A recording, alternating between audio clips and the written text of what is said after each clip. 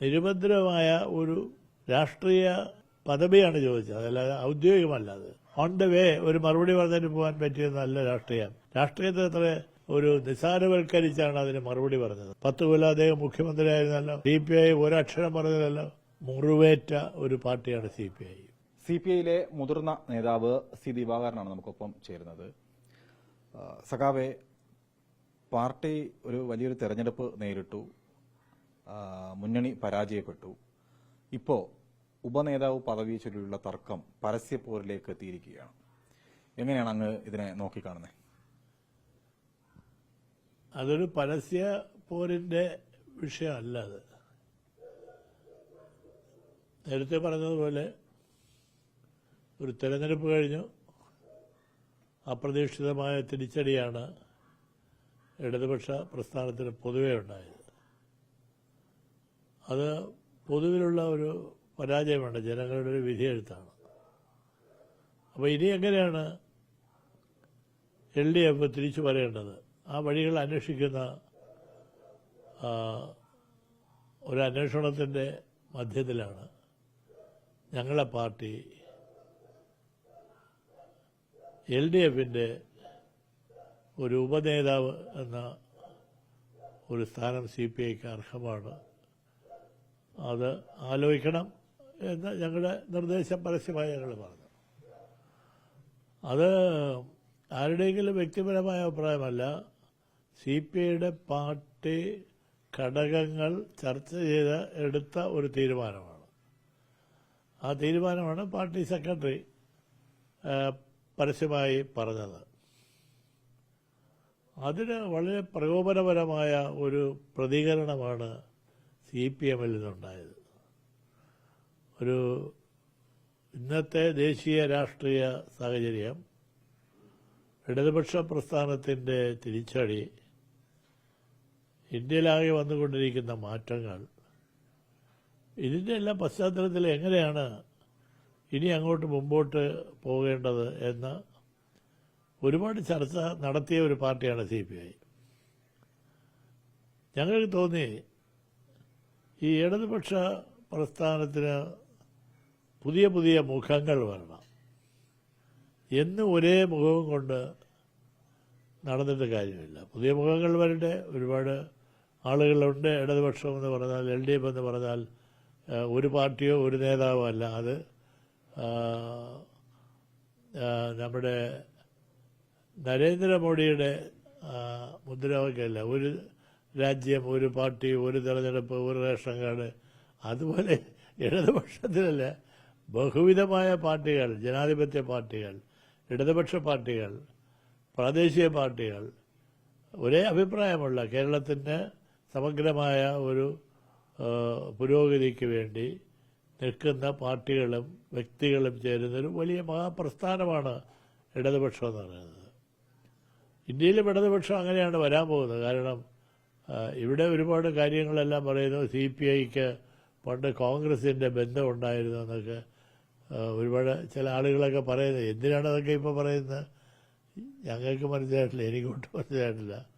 ഞാൻ CPI കോൺഗ്രസ്സുകാരുടെ മുന്നണിയിൽ ഞാൻ പ്രവർത്തിച്ചതാണ്. അച്യുതമേനോന്റെ കാലത്ത് ഞാൻ രാഷ്ട്രീയ പ്രവർത്തനം നടത്തിയ സംസ്ഥാന സെക്രട്ടേറിയറ്റ് അംഗം CPMന്റെ നേതാവ് CN മോഹനാണ് ഇക്കാര്യം വ്യക്തമാക്കിയിട്ടുള്ളത്. CPI എക്കാലവും അധികാരമോഹങ്ങൾക്ക് വേണ്ടിയിട്ട് ആർക്കൊപ്പവും നിൽക്കും, കോൺഗ്രസിനൊപ്പം നിന്നതും അതുകൊണ്ടാണ്. ഇപ്പോഴും ഒരു സമ്മർദ്ദ തന്ത്രം കൊണ്ടുവന്ന് CPMനെ പ്രതിരോധത്തിലാക്കി സ്ഥാനം നേടിയെടുക്കാനാണ് ശ്രമിക്കുന്നതെന്നുള്ളൊരു പരസ്യമായി ഇപ്പോൾ ഒരു ക്യാമ്പയിൻ CPMന്റെ ഒട്ടുമിക്ക നേതാക്കളുടെയും ഭാഗത്തുനിന്ന് ഉയർന്നിരിക്കുകയാണ്, സമൂഹ മാധ്യമങ്ങളിലടക്കം. അല്ല, അത് മോഹൻ എന്താണ് അങ്ങനെ പറഞ്ഞതെന്നും അദ്ദേഹത്തിന് എങ്ങനെയാണ് ഈ വെളിപാടുണ്ടായെന്നും എനിക്കറിയില്ല. അതൊക്കെ ഞങ്ങൾ നിസ്സാരമായി തള്ളിക്കളയാണ്. മോഹനന്റെ അഭിപ്രായമോ ചങ്കരന്റെ അഭിപ്രായമോ ഞങ്ങൾക്ക് പ്രശ്നമല്ല. CPMന്റെ അഭിപ്രായം അറിയണം, അതിനാണ് ഞങ്ങളിരിക്കുന്നത്. ഇടതുപക്ഷ പ്രസ്ഥാനത്തിലെ രണ്ടാമത്തെ കക്ഷിയായ CPI ആർക്കും നഷ്ടമില്ലാത്ത, ആർക്കും ദ്രോഹം ചെയ്യാത്ത, നിരുപദ്രവമായ ഒരു രാഷ്ട്രീയ പദവിയാണ് ചോദിച്ചത്, അതല്ലാതെ ഔദ്യോഗികമല്ല. അത് അങ്ങനെ സ്ഥാനമുണ്ടോ, കാറുണ്ടോ, പേഴ്സണൽ സ്റ്റാഫുണ്ടോ, അധികാരമുണ്ടോ, അതൊന്നുമല്ല ഞങ്ങൾ. ഒരു രാഷ്ട്രീയ അംഗീകാരമാണത്. ഇടതുപക്ഷത്തിലെ രണ്ടാമത്തെ ഘടകകക്ഷിയും ഒരുപാട് പരീക്ഷണങ്ങൾ ഇടതുപക്ഷത്തിന് വേണ്ടി നടത്തിയ മുറിവേറ്റ ഒരു പാർട്ടിയാണ് CPI. പ്രതിപക്ഷ നേതാവ് ഇപ്പോൾ ഇത് സംബന്ധിച്ച് വ്യക്തമാക്കിയിരിക്കുകയാണ്, ഇനിയൊരു മാറ്റം ഉണ്ടാവില്ല എന്നുള്ളതാണ്. അതിലൊരു ആശങ്കയും വേണ്ട എന്നാണ് പിണറായി വിജയൻ ഇത് പറഞ്ഞത് ഏറ്റവും ഒടുവിൽ. അല്ല, അദ്ദേഹത്തിന് പറയേണ്ട കാര്യമൊന്നുമില്ല. അദ്ദേഹം വ്യക്തിപരമായിട്ട് അദ്ദേഹത്തിന്റെ അഭിപ്രായം പറയാന്നുള്ളതല്ലാതെ ഇടതുപക്ഷത്തിന്റെ കുത്തക ആർക്കും കൊടുത്തിട്ടൊന്നുമില്ല. LDFന്റെ ഹോൾസെയിൽസ് ഒന്നും ആരും ഏറ്റെടുക്കണ്ട. LDFിലുള്ള ഘടകകക്ഷികൾ എല്ലാവർക്കും തുല്യ അവകാശമുണ്ട്. അവരഭിപ്രായം പറയും, അവരാവശ്യങ്ങൾ ഉന്നയിക്കും, കൂട്ടായി ചർച്ച ചെയ്യണം, ചർച്ച ചെയ്ത് തീരുമാനമെടുക്കണം. അതല്ല ഏതെങ്കിലും ഒരു പാർട്ടി ഓൺ ദ വേ ഒരു മറുപടി പറഞ്ഞിട്ട് പോകാൻ പറ്റിയെന്നല്ല രാഷ്ട്രീയം. രാഷ്ട്രീയത്തെ അത്ര ഒരു നിസ്സാരവൽക്കരിച്ചാണ് അതിന് മറുപടി പറഞ്ഞത്. അത് അദ്ദേഹത്തിന്റെ പദവിക്കൊന്ന് ചോദിച്ചതല്ല. അത് അദ്ദേഹം ഇവിടെ 10 കൊല്ലം ഞങ്ങൾ അദ്ദേഹത്തിനൊന്നും പറഞ്ഞില്ലല്ലോ. 10 കൊല്ലം അദ്ദേഹം മുഖ്യമന്ത്രിയായിരുന്നല്ലോ. CPI ഒരക്ഷരം പറഞ്ഞില്ലല്ലോ. പറയാനില്ലാത്തതുകൊണ്ടാണോ ഇപ്പോൾ അവരുടെ പാർട്ടി തന്നെ പറയുന്നുണ്ടല്ലോ. എന്തുകൊണ്ട് അവർക്ക് ഈ തിരിച്ചടികളുണ്ടായി? അപ്പം അതുകൊണ്ട് അദ്ദേഹം പറഞ്ഞത് വളരെ ഒരു രാഷ്ട്രീയമായ അത് ശരിയല്ല എന്ന് മാത്രമേ ഞാൻ ഇപ്പോൾ പറയുന്നുള്ളൂ. ഇപ്പോൾ അങ്ങ് സൂചിപ്പിച്ചതുപോലെ മുന്നണിയിലായാലും പാർട്ടിയിലായാലും പുതിയ ആൾക്കാർ മുന്നോട്ട് വരണം, പുതിയ മുഖങ്ങൾ വരണം. കഴിഞ്ഞ 10 കൊല്ലം അതിനുശേഷം നേരിട്ട തെരഞ്ഞെടുപ്പിൽ തന്നെ കേരളത്തിൽ അങ്ങോളം ഇങ്ങോളം ഒരു ഒറ്റ നേതാവെന്ന രീതിയിലേക്ക് മാറി. അതിന്റെ കട്ടൌട്ടുകളാണ് കേരളത്തിലെ പാറശാല മുതൽ തലപ്പാടി വരെയുള്ള സ്ഥലങ്ങളിൽ നമ്മൾ കണ്ടത്. അതൊരു തിരഞ്ഞെടുപ്പ് തോൽവിയുടെ ഒരു കാരണങ്ങളിൽ ഒന്നാണ് എന്നുള്ളതാണ് പൊതുവിലുള്ള വിലയിരുത്തൽ. ഇല്ല, ഞാൻ എൻ്റെ ഒരു ലേഖനത്തിൽ പറഞ്ഞിട്ടുണ്ട്, ഫ്ലക്സുകളല്ല നേതാക്കന്മാരെ സൃഷ്ടിക്കണം. ഇപ്പോൾ കുറെ ഫ്ലക്സ് എനിക്ക് കുറെ കാശുണ്ടാക്കില്ല. എൻ്റെ വീട് നിറച്ച് കുറെ ആർട്ടിസ്റ്റിനെ വിളിച്ച് എൻ്റെ പടം വരച്ച് കാസർഗോഡ് വല്ല ഇതുവരെ വയ്ക്കാനുള്ള ഏർപ്പാട്. ഇപ്പോൾ എന്താ അതിനൊരുപാട് കോൺട്രാക്ട് ഉണ്ട്, കമ്പനികളുണ്ട്, PR കമ്പനികളുണ്ട്. പേയ്മെന്റ് മാത്രം നടത്തിയാൽ മതി. അങ്ങനെ ആർക്കെങ്കിലും നേതാവാകാൻ പറ്റുമോ? ജനങ്ങൾക്ക് വേണ്ടി സമരം ചെയ്ത് തല്ലുകൊണ്ട് കോടതിയിൽ പോയി ജാമ്യമെടുത്ത് ജയിലിൽ പോയി ഒരുപാട് തിക്ത അനുഭവങ്ങൾ അത് ജനങ്ങൾ നോക്കി നിൽക്കുകയാണ്. അയാൾ സമരം ചെയ്യേണ്ടത് നമുക്ക് വേണ്ടിയാണ്, സമൂഹത്തിന് വേണ്ടിയാണെന്ന് ജനങ്ങൾക്ക് ബോധ്യം വരുമ്പോഴാണ് ജനങ്ങൾ അയാളെ നേതാവായി സ്വീകരിക്കുന്നത്. അല്ലാതെ വളരെ കളർഫുൾ കുറേ ഫോട്ടോ വെച്ചാൽ നടക്കും. അങ്ങനെയുടെ മമ്മൂട്ടിയുടെയും മോഹൻലാലിന്റെയും പടം വെച്ചാൽ മതിയായിരുന്നല്ലോ. പടവും ഫ്ലക്സും ഒന്നും അല്ല. നേതാവെന്ന് പറയുന്നത് ഇതുപോലെയുള്ള ഒരു രൂക്ഷമായ രാഷ്ട്രീയ സാഹചര്യത്തിൽ ഇടപെട്ടുകൊണ്ട് ജനങ്ങൾക്ക് അനുകൂലമായ തീരുമാനങ്ങൾ എടുക്കാൻ കഴിവുള്ളവനാണ് നേതാവ്. അല്ലാതെ ഏതെങ്കിലും ഒരു അഭിപ്രായം വന്നുകൊണ്ട് അത് തട്ടിക്കളയുക, അവർക്ക് അവകാശമില്ല, അങ്ങനെ ഞാൻ ചെയ്യില്ല, ഞാനൊരു കത്ത് കൊടുത്താൽ മതി, അങ്ങനെയൊക്കെ പറയുന്നത് അദ്ദേഹത്തെക്കുറിച്ച് ഞാൻ വേറെ ഒന്ന് പറയാം. അദ്ദേഹത്തിന്റെ പാർട്ടിക്കാർ തന്നെ അത് അംഗീകരിക്കുന്നത്. വീട്ടിൽ പോയി ചോദിക്കാൻ പറഞ്ഞ നേതാവാണല്ലോ അദ്ദേഹം. CPM-കാരെന്താ മിണ്ടാത്ത? വേറെ ആരെങ്കിലും പറഞ്ഞാൽ അവർ വിടുമോ? CPM-ന് നേതാക്കന്മാരില്ലേ, പാർട്ടിയില്ലേ, കമ്മിറ്റിയില്ലേ, സെക്രട്ടേറിയറ്റ് ഇല്ലേ, പോളിറ്റ് ബ്യൂറോ ഇല്ലേ? അവരൊക്കെ എന്താ ഒരു തീരുമാനം പറയാത്ത? ഞങ്ങൾ CPI ഇങ്ങനൊരു ആവശ്യം ഉന്നയിച്ചിട്ടുണ്ട്, എന്താണ് CPM-ന്റെ അഭിപ്രായം? അതാണ് ഞങ്ങൾക്ക് അറിയേണ്ടത്. അല്ലാതെ പിണറായി വിജയന്റെയോ ശങ്കരന്റെയോ ഗോവിന്ദന്റെയോ അഭിപ്രായം ഞങ്ങൾക്ക് അറിയേണ്ട. CPM-നെയാണ് ഞങ്ങൾ അംഗീകരിക്കുന്നത്, CPM-നെയാണ് ഞങ്ങൾ യോജിക്കുന്നത്.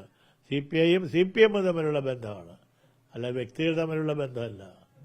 ഈ പരാജയപ്പെട്ടതിന് ശേഷവും CPM കൃത്യമായ പാഠങ്ങൾ പഠിച്ചിട്ടില്ല എന്ന് അങ്ങ് കരുതുന്നുണ്ടോ?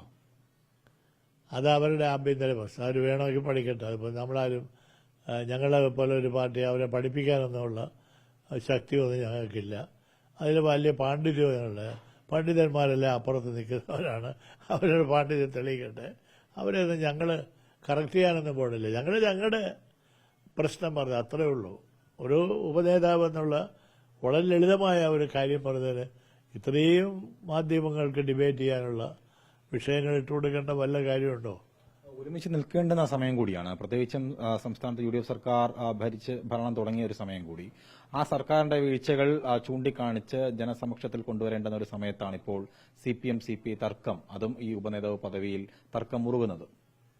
തർക്കം ഞങ്ങളല്ല, തർക്കം CPM-കാരാണ് തർക്കിക്കുന്നത്. ഞങ്ങളൊരു ആവശ്യം ഉന്നയിച്ചു, ആവശ്യം പാർട്ടി ഉന്നയിച്ചാണ്. മറുപടി പറയേണ്ടത് ആ പാർട്ടിയാണ്. ആ പാർട്ടി മറുപടി പറഞ്ഞാൽ ഞങ്ങൾ ഗൗരവമായി പരിശോധിക്കും. പാർട്ടി നിശബ്ദമാണ്. CPM എന്ന് പറയുന്ന പാർട്ടി CPI ഉന്നയിച്ച ഈ ഉപനേതാവ് എന്ന് പറയുന്ന വിഷയത്തിൽ CPM പാർട്ടി അർത്ഥഗർഭമായ മൗനത്തിലാണ്. അതവർ പറയട്ടെ, പറയുമ്പോൾ ഞങ്ങൾ പരിശോധിക്കാം.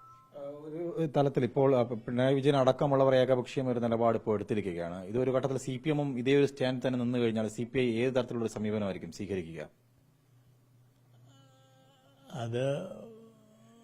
അതെന്താ പറയുന്നത്, അതൊരു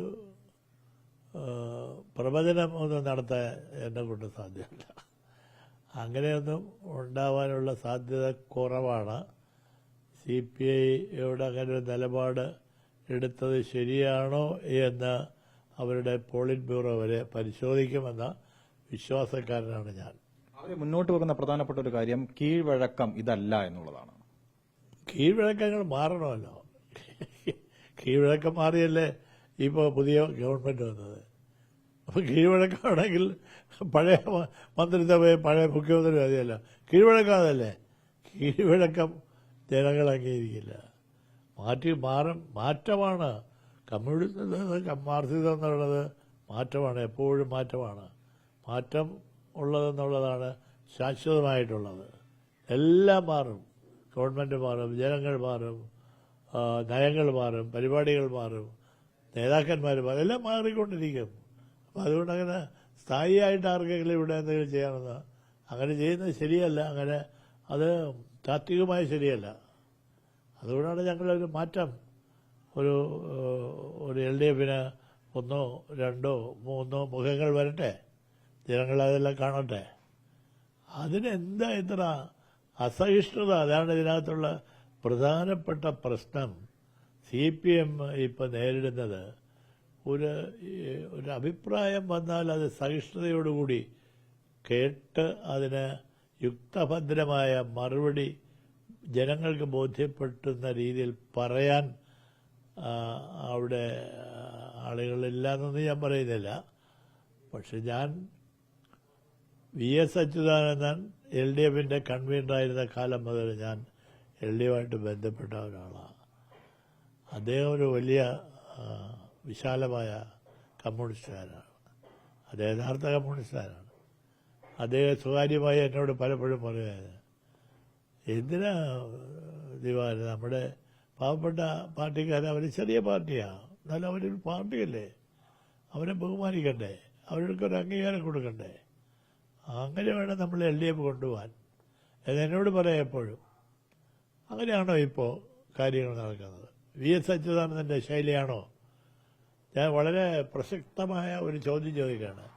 VS അച്യുതാനന്ദൻ്റെ ശൈലിയാണോ ഇപ്പോൾ LDFൽ CPM സ്വീകരിക്കുന്നത്? VS അച്യുതാനന്ദൻ്റെ കാലത്ത് ഒരപശബ്ദം ഉണ്ടായിട്ടുണ്ടോ LDFൽ? ഒരിക്കലും ഉണ്ടായിട്ടില്ല. ഉണ്ടാകാൻ സമ്മതിക്കില്ല. അത് പോയിട്ട് സൗകര്യമുള്ളൊരുന്നാൽ മതി, ഇല്ലാത്തവർ പോകാം. ഞങ്ങളാണ് ഈ വലിയ പാർട്ടിയാണ്, 5000 വോട്ട് പോലും കിട്ടാത്ത പാർട്ടിയാണ് CPI. എന്തിനാ ഇങ്ങനെയൊക്കെ പറയുന്നത്? എന്തിനാ എത്ര പെറ്റിയാണ് അതൊക്കെ?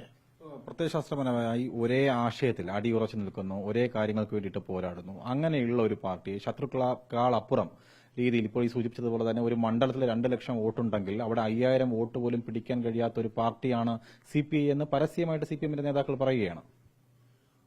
അവരുടെ രാഷ്ട്രീയ പാപ്പരത്വം അല്ലാതെ അതിന് മറുപടിയൊന്നുമില്ല. ഇവരെങ്ങനെയാണ് വന്നത്? ഇവരെവിടെ നിന്നാണ് വന്നത്? എങ്ങനെയാണ് വന്നത്?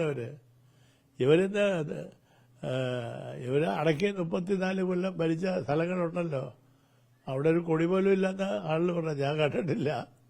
ഒരു കൊടിയില്ല, പൊടിയില്ല അവിടെ.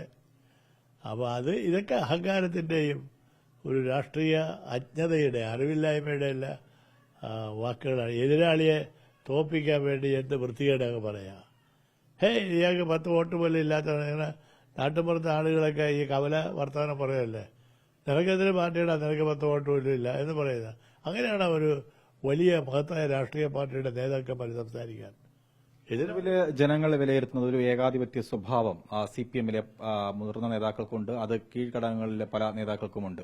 അതിപ്പോൾ തുടർന്നു വരുന്നുണ്ട്. ഈ 10 വർഷക്കാലത്തെ വിലയിരുത്തിയപ്പോഴും ജനങ്ങൾ അതൊക്കെയാണ് നോക്കിക്കണ്ടത്. ഇപ്പോൾ നേരത്തെ സഖാവ് സൂചിപ്പിച്ചതുപോലെ തന്നെ വീട്ടിൽ പോയി ചോദിച്ചോ, വീട്ടിൽ പോയി കടക്ക് പുറത്ത് ഇങ്ങനെയുള്ള പരാമർശങ്ങൾ പല പുതിയ നേതാക്കളും അത് പിന്തുടരുകയാണ്. അപ്പോൾ ഞാൻ അത് നേരത്തെ ചോദിച്ച ചോദ്യത്തിലേക്ക് വരാം. ഈ തെരഞ്ഞെടുപ്പ് പരാജയപ്പെട്ടു, ഇത്രയും ദിവസങ്ങൾ നടന്നു, പല റിപ്പോർട്ടുകൾ, റിവ്യൂ കമ്മിറ്റികളൊക്കെ കൂടി. ഇതിൽ നിന്നും ഈ മുന്നണിയിലെ ഒരു ഘടകം എന്ന നിലയിൽ CPI എങ്ങനെയാണ് ഈ തെരഞ്ഞെടുപ്പ് തോൽവിയെ കണക്കാക്കുന്നത്? അല്ല, തെരഞ്ഞെടുപ്പിലെ പരാജയം എന്നുള്ളത് ഈ സർക്കാരിന്റെ ഒരു വിലയിരുത്തൽ 10 വർഷത്തെ സർക്കാർ അവസാനത്തെ 1-2 വർഷം വഴിതെറ്റിയതാണ് ഇതിന്റെ പ്രധാനപ്പെട്ട കാരണം. ഒരുപാട് കാര്യങ്ങൾ LDF ചെയ്തു, LDFന്റെ ഗവൺമെന്റ് ഒരുപാട് കാര്യങ്ങൾ ചെയ്തു. ജനങ്ങൾ ആവേശഭരിതരായിരുന്നു, വീണ്ടും വരണം എന്ന് ജനങ്ങൾക്ക് ആഗ്രഹമുണ്ടായിരുന്നു. പക്ഷെ അവസാന റൗണ്ടിൽ ചില പ്രസ്താവനകളും ചില നിലപാടുകളും ചില സമീപനങ്ങളുമെല്ലാം ജനങ്ങളുടെ താൽപര്യത്തെക്കാൾ വേറെ ചില താൽപര്യങ്ങൾ ആണ് ഈ ഗവൺമെന്റ് സംരക്ഷിക്കുന്നതെന്ന് ജനങ്ങൾക്ക് തോന്നി. പ്രത്യേകിച്ച് വ്യക്തിപരമായി തന്നെ ചില ആളുകളുടെ സ്വകാര്യ സമ്പത്ത് വർദ്ധിപ്പിക്കുക, ചില പ്രത്യേക കമ്പനികളെ സഹായിക്കുക, ഒരു വ്യതിയാനം, ഒരു വലതുപക്ഷ വ്യതിയാനത്തിലേക്ക് ഇടതുപക്ഷ ഗവൺമെന്റ് പോകുന്നുണ്ടോ എന്ന ആശങ്ക ജനങ്ങൾക്കുണ്ടായി. അത് ഒരിക്കലും ജനങ്ങളത് അംഗീകരിക്കില്ല, കേരളത്തിലെ ജനങ്ങൾ. അതിന് അവർ തൽക്കാലം ഒരു ഷോക്ക് ട്രീറ്റ്മെന്റാണ് ഞങ്ങൾക്ക് തന്നത്. ഞാനടങ്ങുന്ന പാർട്ടിക്ക് തന്നത് ഷോക്ക് ട്രീറ്റ്മെന്റാണ്. നോ, നിങ്ങളിങ്ങനെ പോകരുത്, നിങ്ങൾ കറക്റ്റ് ചെയ്യാൻ സമയം തരാം, കുറച്ചത് മാറിയില്ല. അത് സഹിഷ്ണുതയോടുകൂടി അത് സ്വാഗതം ചെയ്ത് നിൽക്കുകയും ജനങ്ങളുടെ പുറത്ത് കയറാൻ പോകരുത്. ജനങ്ങളാണ് എല്ലാം. ജനങ്ങളില്ലെങ്കിൽ ഒന്നുമില്ല, ഒരു പാർട്ടിയില്ല, ഒരു കാര്യമില്ല. ഈ പാർട്ടിക്കുണ്ടാകുന്ന സമ്പത്ത്, പാർട്ടിക്കുണ്ടാകുന്ന സൗകര്യങ്ങൾ, ഇതെല്ലാം ജനങ്ങളുടെ ചില്ലിക്കാശാണ്. അല്ല എന്ന് ആരെങ്കിലും പറയുന്നെങ്കിൽ എനിക്ക് അതിനോടൊന്നും യോജിപ്പൊന്നുമില്ല. അത് ഇപ്പോൾ വരുന്ന ദിവസങ്ങളിൽ CPIയുടെ ദേശീയ എക്സിക്യൂട്ടീവ് കൂടുകയാണ്. അവിടെയും എന്തായാലും ഈ ഉപനേതാവ് സ്ഥാനത്തെ കുറിച്ചുള്ള കാര്യങ്ങൾ ചർച്ച ചെയ്യപ്പെടും അല്ലേ? ഇല്ല, അവിടെ ചർച്ച ചെയ്യാണ്ട് വരുമെന്ന ദീർഘകാലം ഞാൻ നാഷണൽ സെക്രട്ടേറിയറ്റിൽ എക്സിക്യൂട്ടീവിലൊക്കെ ഇരുന്നുകൊണ്ട് എനിക്ക് തോന്നുന്നു അവിടെ അങ്ങനെ വലിയ ചർച്ചയ്ക്ക് വഴിയില്ല.